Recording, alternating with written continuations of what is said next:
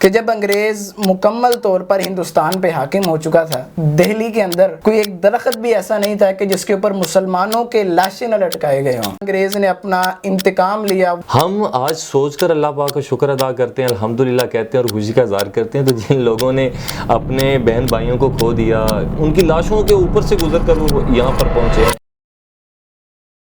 जो तारीख़ पाकिस्तान है कि किस तरह से हमने आज़ादी हासिल की, उसका एक पस मंज़र है। क्योंकि ज़ाहिर सी बात है, जो एक चेंज होता है ना, तब्दीली, वो आज वाली तब्दीली तो भाई उसने तो कानों को हाथ लगवा दी है। वो वाली तब्दीली नहीं, जो रियल चेंज है वो कभी भी किसी थोड़े से टाइम में नहीं आता, या एक बंदे की जद्दोजहद से, एक शख्स की जद्दोजहद से और एक शख्स की ज़ाती मेहनत की वजह से कभी भी चेंज नहीं आता।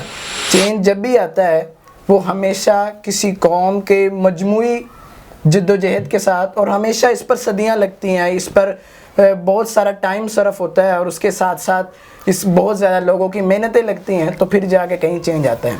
तो पाकिस्तान जो हमें अल्लाह ताला ने एक अजीम नेमत अता की है, इसके बैकग्राउंड में और इसके पस मंज़र में भी बहुत ज़्यादा कोशिशें हैं, जिद्दोजहद है, और बहुत से लोगों की कामयाबी है।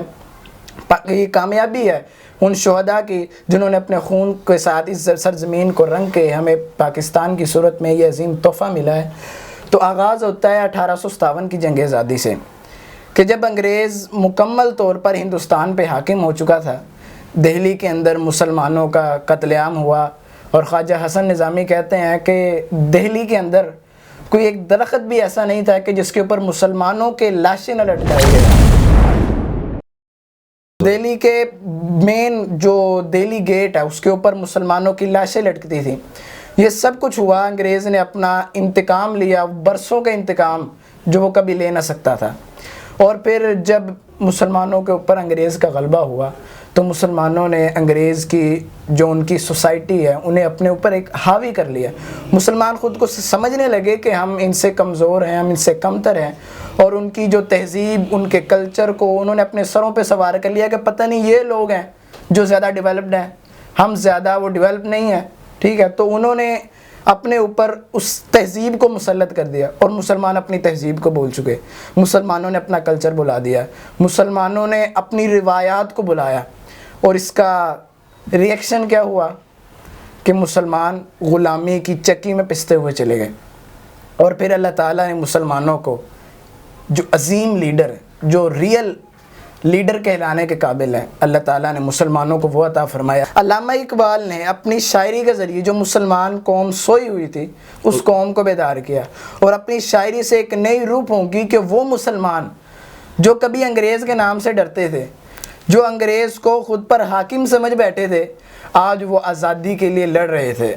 आज उन्होंने आज़ादी के लिए कोशिशें करना शुरू की, और इसका यही नतीजा निकला कि अल्लाह ताला ने हमें पाकिस्तान की सूरत में 14 अगस्त 1947 को हमें ये मुल्क अज़ीम अता फरमाया। अल्हम्दुलिल्लाह, अल्हम्दुलिल्लाह। और आपकी इस बात से मुझे वो बात याद आ गई कि वो जब 14 अगस्त की वो रात है, तो मैं पढ़ रहा था कि जो अपना रेडियो था, तो रेडियो के ऊपर आवाज़ चल रही है कि अभी तक यही आवाज़ थी कि ये इंडिया का जो है, आप रेडियो इंडिया का सुन रहे हैं। तो लेकिन जब ही 11:50 होते हैं तो एक आवाज़ चलती है जिसको खुर्शीद अहमद के नाम से जाना जाता है। उनका एक नगमा जो है वो चलना शुरू होता है, जो पाकिस्तान की उन्होंने अज़मत व शान में लिखा हुआ था। जैसे जैसे वो चलता है, 12 बजते हैं, टिक टिक की आवाज़ आती है, और टिक टिक की आवाज़ के बाद एक जो आवाज़ आती है कि ये आप लोग जो हैं, ये पाकिस्तान रेडियो स्टेशन से आप रेडियो की आवाज़ जो है वो सुन रहे हैं।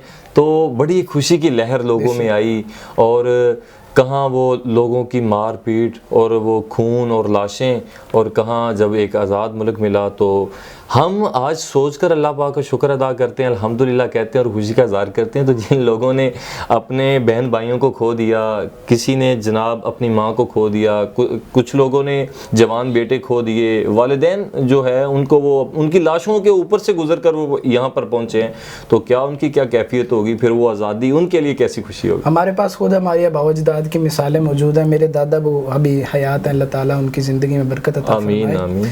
वो ख़ुद बताते हैं कि उनकी उम्र तकरीबन 8-9 साल या 10 साल के करीब होगी।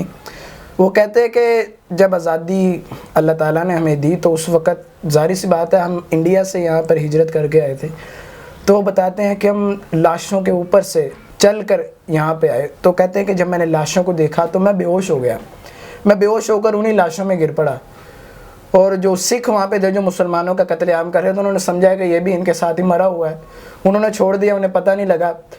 और मेरे जो परदादा बू यानी मेरे दादा बू के वालिद मोहतरम हैं, उनका एक सिख दोस्त था, उन्होंने उसे कहा कि मेरे बेटे को अगर तुम मेरे पास पहुँचा दोगे तो फ़लाँ जगह हमारी ज़मीन है, वहाँ पर ज़मीन के अंदर हमारे सोने के बर्तन जो है ना वो दबे पड़े हैं, तुम इस तरह करना हमारे बेटे को पहुँचा देना और उसके बदले में जा कर के वो सोने के बर्तन ले लेना। तो फिर ऐसे ही हुआ, मेरे दादा बू को वो सिख ने पाकिस्तान के बॉर्डर पर पहुँचाया और फिर जा कर के वापस उसने वो ज़मीनों से सोने के जग निकाले। कि मेरी दादी जो हैं वो अल्हम्दुलिल्लाह इस वक्त हयात हैं और 110 साल उम्र है, माशाअल्लाह। और माशाल्लाह हयात होने के साथ साथ सेहतमंद भी हैं और तंदुरुस्त भी हैं माशाल्लाह। ख़ुद अपने यानी अपने आप पर वो चलते फिरते हैं, कोई ऐसा मसला नहीं है। तो अल्हम्दुलिल्लाह मेरी दादी जान बताते हैं कि जब मैंने पाकिस्तान के लिए हिजरत की तो उस वक्त उनकी उम्र जो है वो 35 साल थी, शादीशुदा थी, बच्चे भी थे। तो वो कहते हैं कि मैंने 35 साल की थी तो मैंने अपनी आंखों के सामने हर चीज़ देखी है, सब कुछ देखा है। तो वो भी इसी तरह बताते हैं कि हम भी जब निकले रास्ते में कहीं ना कहीं वो एक लफ्ज़ लेते हैं, शायद वो पंजाबी का लफ्ज़ इस्तेमाल करते हैं, वो कहते हैं जस्सा पैता, जस्सा पैंदा सी।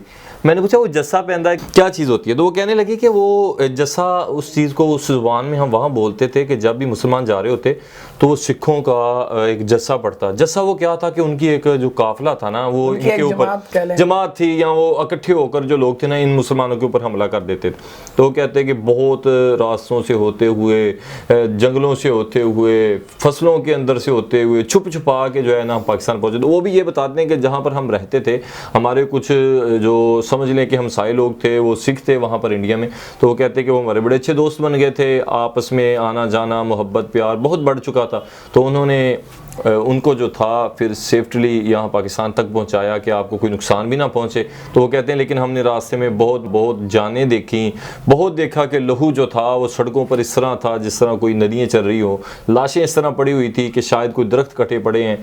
तो ये आज़ादी जो है खुसूसन यही लोग जानते हैं जिन्होंने अपनी आंखों से देखा है आज़ादी का पस मंज़र।